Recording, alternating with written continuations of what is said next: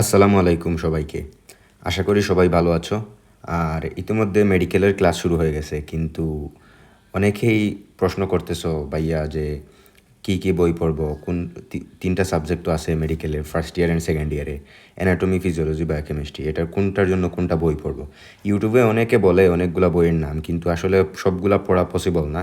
আর মানে আমরা as a medical student সব থেকে কম্প্যাক্ট কোন কোন বই পড়ি, এগুলো এই ভিডিওতে তুলে ধরার চেষ্টা করব। আচ্ছা, প্রথমে হইতেছে মেডিকেলে তিনটা সাবজেক্ট আছে, অ্যানাটমি, ফিজিওলজি অ্যান্ড বায়োকেমিস্ট্রি। আবার অ্যানাটমিরও কয়েকটা আছে, পার্ট আছে, যেমন গ্রস অ্যানাটমিরও আবার দুইটা পার্ট আছে। একটা হইতেছে সফট পার্ট, আর একটা হইতেছে হার্ড পার্টে সবসময় পড়ানো হয় বোনস, আর সফট পার্টে পড়া হয় ভিসেরা কি, ভিসেরা হইতেছে লাংস, লিভার, এরপরে হার্ট, এইগুলা। আর অ্যানাটমির আরেকটা পার্ট হইতাছে জেনারেল অ্যানাটমি, আরেকটা পার্ট হইতাছে হিস্টোলজি, আরেকটা পার্ট হইতাছে এমব্রায়োলজি। আচ্ছা চলো এখন আমরা ধাপে ধাপে দেখি যে কোন পার্টের জন্য কোন কোন বই পড়া উচিত। এখন চলো গ্রস অ্যানাটমির জন্য মানে অনেকগুলো বই টিচাররা সাজেস্ট করে, কিন্তু আমরা যেগুলো পড়ি এইগুলো বলবো।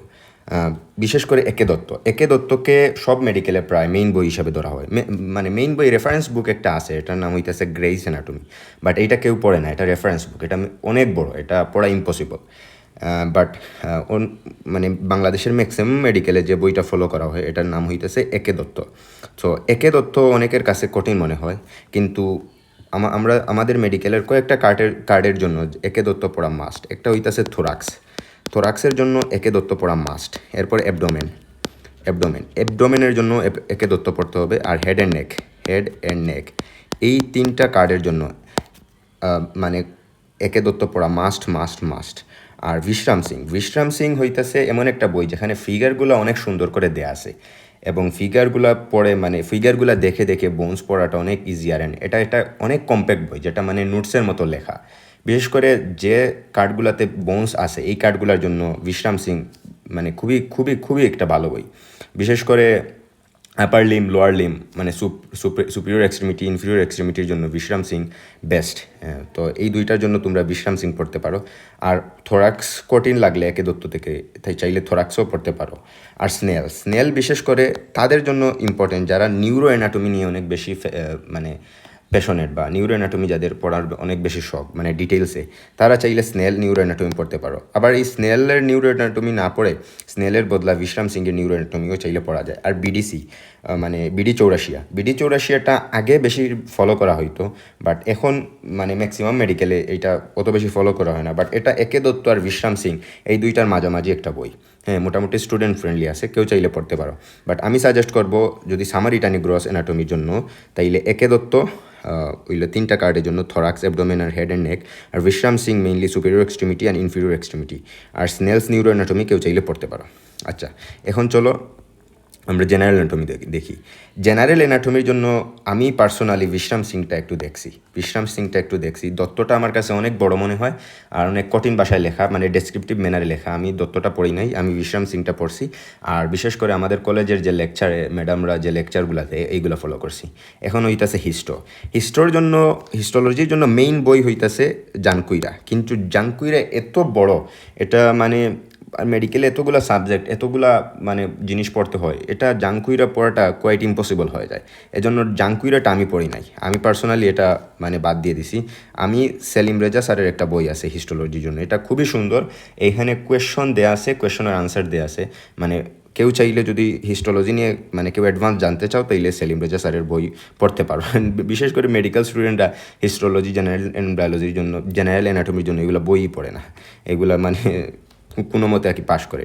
আর এখন হইতেছে লাস্ট পার্ট হইছে অ্যানাটমির, এটা হইতেছে এমব্রায়োলজির জন্য সেম কথা, মেইন বই হইতেছে ল্যাংম্যান। বাট ল্যাংম্যান মানে অত্যাধিক বড়োভাবে লেখা এবং অনেক বড় ডেসক্রিপটিভ ম্যানারে লেখা, এটা পড়ে আসলে আইটেম ক্লিয়ার করা বা রেগুলার অন্যান্য সাবজেক্ট পড়া পসিবল হয়ে ওঠে না। এই জন্য ল্যাংম্যানটা আমি পড়ি নাই personally. As a medical student আমার কাছে ডক্টর চন্দ্রনা ম্যাডামের একটা বই আছে, খুবই ছোট, মানে আমি মনে হয় এই 600 টাকা দিয়ে কিনছিলাম, মানে খুবই ছোট, একবারে ছোট আর কি, একবারে কম্প্যাক্ট বই। এইটা চাইলে পড়তে পারো। ডক্টর চন্দ্রা ম্যাডামের এমব্রায়োলজি হলো বেস্ট। বাট এমব্রায়োলজির জন্য বই পড়াটা আমি মনে করি বুদ্ধিমানের কাজ। আচ্ছা, এখন আসো আমরা ফিজিওলজিতে যাই। ফিজিওলজির জন্য মেইন বই প্রথম কথা হইতেছে ফিজিওলজি হইতেছে মাদার অফ মেডিসিন। তো ফিজিওলজির কনসেপ্ট ক্লিয়ার করা খুবই গুরুত্বপূর্ণ। ফিজিওলজির কনসেপ্ট যাদের ক্লিয়ার না তাদের মানে ইন ফিউচার ফার্মাকোলজি, প্যাথোলজি আর মেডিসিনগুলো বুঝতে অনেক কষ্ট হয়। তার মানে ফিজিওলজির নলেজগুলো আমাদের মানে রেসিডুয়াল মেমোরিতে সেট করতে হবে। তো ফিজিওলজির জন্য বাংলাদেশের অলমোস্ট সব মেডিকেলের যেটাকে মেইন বই ধরা হয় এটা হইতেছে গাইডন।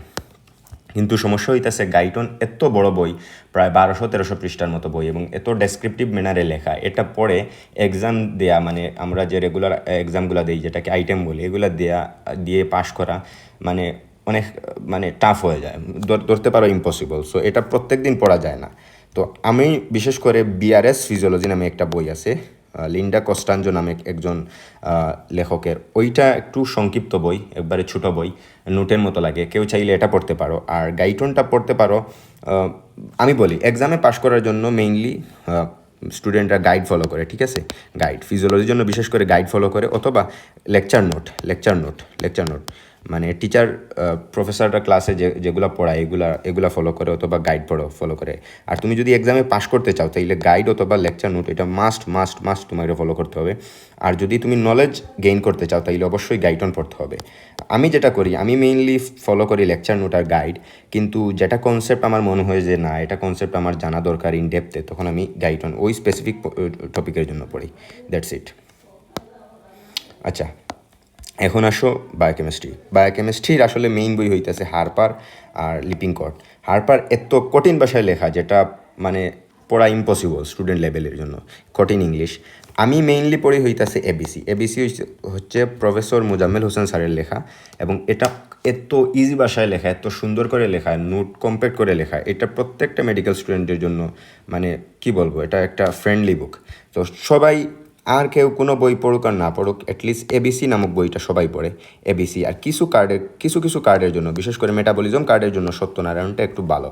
কেন ভালো? কারণ মেটাবলিজম যে কার্ড আছে এইটাতে অনেক জিনিস আছে যেটা মানে ডেসক্রিপটিভ ম্যানারে না লিখে এটা একটু পয়েন্ট আকারে লিখছে আর কি।